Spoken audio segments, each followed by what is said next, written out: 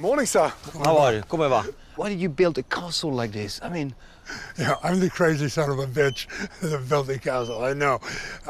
I mean, it was so unorthodox. I knew people would laugh at me, people would call it Disneyland, so we tried to get every detail correct. I tried to incorporate everything a 14th century castle would have had, essentially out of Tuscany, Umbria. How long did it take to build that? It took almost 15 years to build. 15 years, wow, that's amazing. The chateau is unique. You know, the majority of the supplies are brought over from Tuscany. So it's a bit odd in the middle of California, Napa Valley, and you've got this sore thumb at the top of the mountain.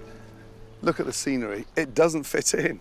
Dario's obsession stretches beyond castles. He's also passionate about wine and has a cellar full of some of the best to be found in the Napa Valley. What an amazing cellar you've got here. This room took 2.5 years to build.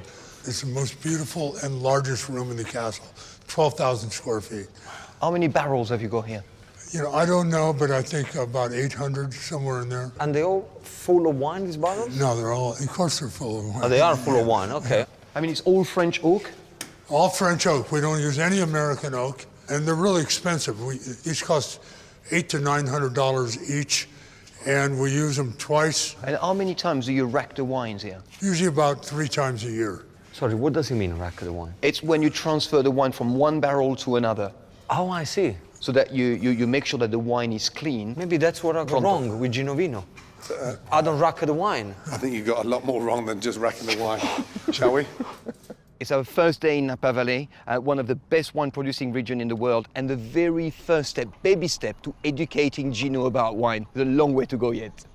We have the reserve Chardonnay, so we'll taste that first. We age it for about 9-10 months, and then we bottle it. That's a beautiful colour. Yeah, Salute. beautiful. Slow down, Gino. Would you say that's one of your best years? Lovely.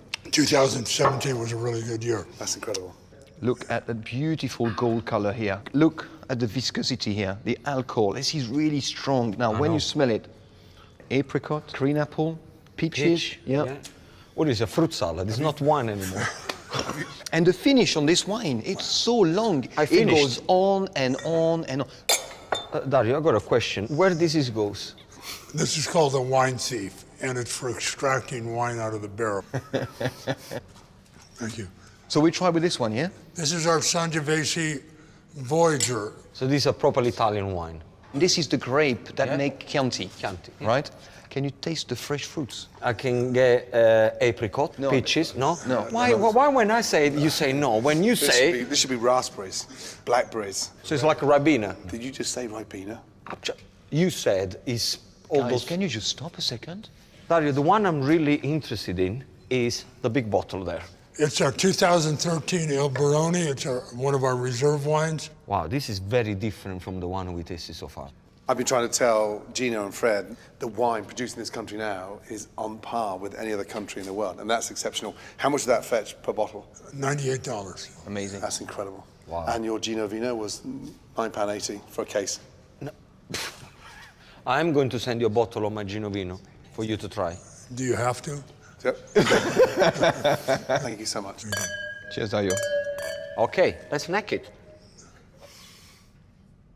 Who on earth would have said 3 decades ago that America is now producing some of the best wine on the planet?